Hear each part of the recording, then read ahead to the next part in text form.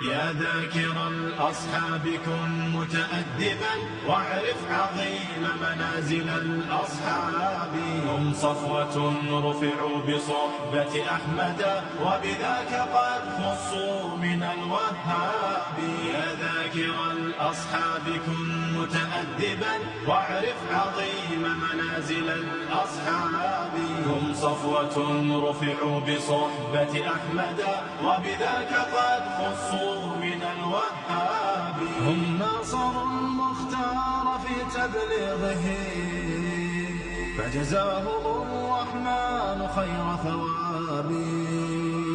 ما بال أهل الغي طال لسانهم وتجرؤوا ورموهم بسباب.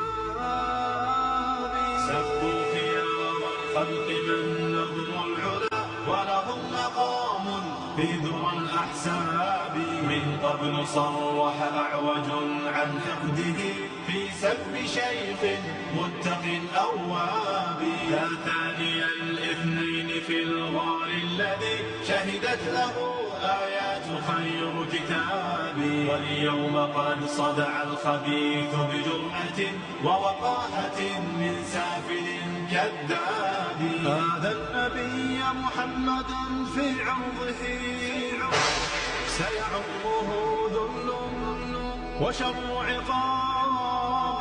هذا النقية بنت خل المصطفى فليخسأن فسعيه كسراب.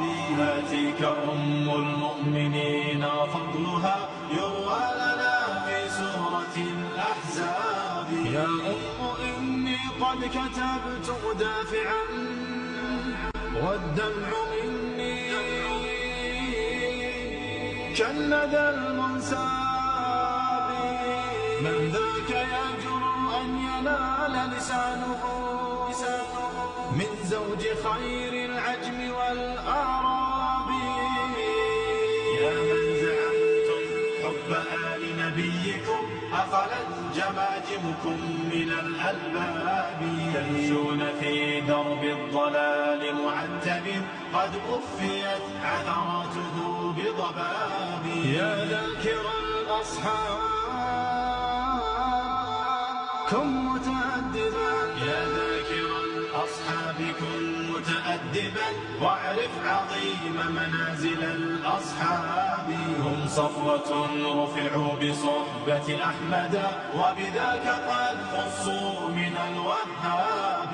يا ذاكر الأصحاب كن متأدبا واعرف عظيم منازل الأصحاب. هم صفوة رفعوا بصحبة أحمد